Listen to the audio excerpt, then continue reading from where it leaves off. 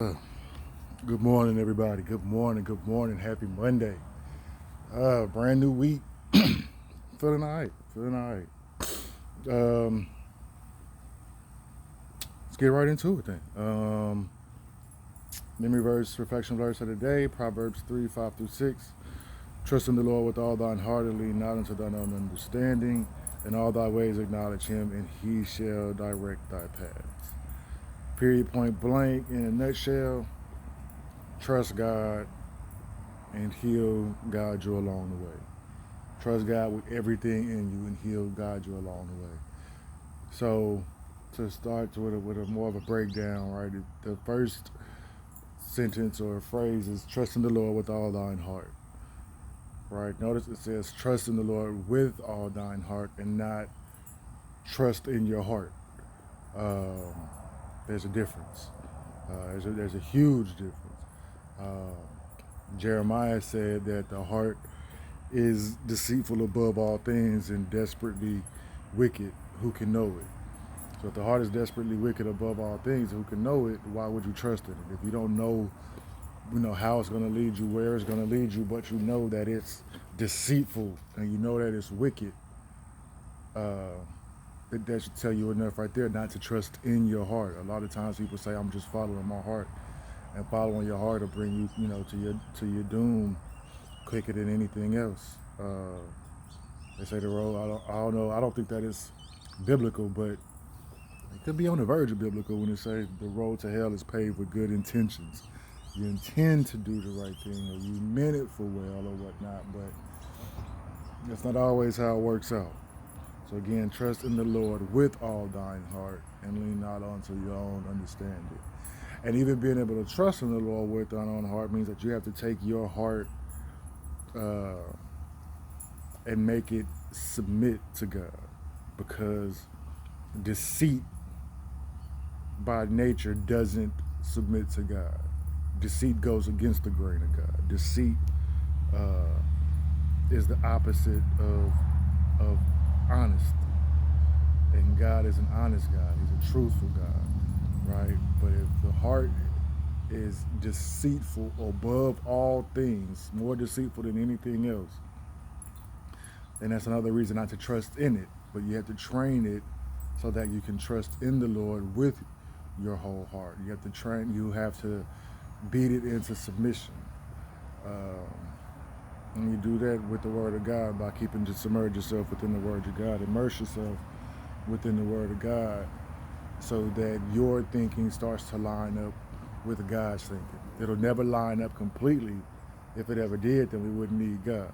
And so you have to continually, on a day by day, moment by moment, decision by decision type of effort, try to line up your thinking, your will with that of God's. So trust in the Lord. Trust in the Lord with all thine heart, and lean not on your own understanding. Again, sometimes we feel like we got the answers. I know I am guilty of that quite often. I'm still trying to grow out of that. But sometimes we feel like we got all the answers. Think we're so smart. Think we so, we hear different praises from different people, or we've been able to avoid different situations, or being allowed to partake in different situations that we attribute our own understanding for. But our own understanding is based on our own experiences and that what uh, we've been exposed to. But God has complete knowledge, perfect knowledge, all knowledge of all things at all times, from all times, through all time. So his knowledge, his wisdom, his understanding is perfect. So you want to trust in the Lord with all your heart and lean not unto your own understanding. In all thy ways acknowledge him. In everything you do acknowledge him. Another version says, in all thy ways submit to him. And another one says, in all thy ways, it says, seek his will in all that you do, right? And he shall direct thy paths. So in everything you want to do, you want to check in with God to see, God, am I still on the right road with this? Is this what you would have me do? Is this where you're leading me to go to? And it says that as long as you do that, he will direct thy paths, Another version says he will tell you which path to take. Another version says he will make your path straight, right? So in all of those, there's a different connotation.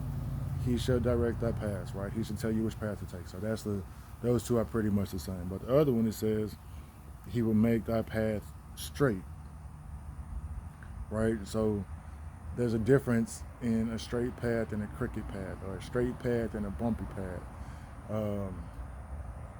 So we know what the streets look like here in Houston. There's some areas of Houston where you be driving and it's a smooth drive. There's no problems. It's no problems.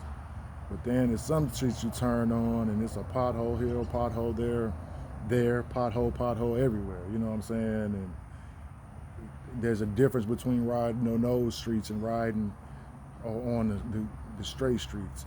On the straight street, on the clean street, on the smooth street, one block is one block. On the street with all the potholes and the trash in the street and boxes and all this type of stuff, you're swerving within that same block distance from point A to point B. It might be the same distance that it is on the smooth street, but on that bumpy street with all the obstacles, with the potholes, with everything you have to duck and dodge, you're going in and out. You're meandering in and out of the street. So that block from point A to point B, it's a straight line, but you can't even drive the straight line because there's too many potholes and obstacles in your way. God helps to remove those potholes and obstacles, smooth out the path so that you can go in a more straight direction. And that's not to say that you won't have problems. That's not to say you won't run into obstacles and hurdles that you have to jump. Of course you will. You know, God has given Satan limited reign over this world. And Satan's going to do his best to keep you from God or make you turn away from God. One of the two. So you will have obstacles. You will have hurdles. You will have hardships. That's a part of life on this side. Life as a human. It is what it is. Ain't no getting away from all of it. But going along with God, going along with God's plan, he'll help to smooth those out a whole lot. He'll help to reduce those, right? So that's it. Trust in God with all you do and lean not into your own understanding. In all your ways acknowledge him and he will direct thy paths, right? And the word also says he will finish the good work that he started in you. I forget where that's located at. I'll find it one of these days. But he will finish the good work that he started in you. So if he started you on the path, he'll finish you on the path, right? So he'll not finish you on the path. That sounds like some more. Finish him. But he'll make sure that he completes the work that he began in you. So that's all I got for today. Like I said, I don't know if I told y'all, man, appreciate the prayers for those who prayed for me for my job interview. Went great. I don't remember if I said this on here. I don't think I did because the job interview was in the afternoon on Friday. I said it on Saturday, but it does bear repeating. Thank you so much. The interview went great. One of my best ever. So appreciate you. But please keep me lifted in your prayers, especially if these little quick daily devotional memory verse, reflection verses of the day, bring you anything. Please feel free to comment. If you'd like to discuss some stuff, please feel free to comment. Just let me know what's on your hearts and minds. I appreciate it. If you got any prayer requests, especially, put them down. I'm trying to step my prayer game up. So just let me know what's going on with y'all. Appreciate it. And as always, stay out of trouble. Stay out the way of that Rona. Take the Lord with you everywhere you go. And I holler.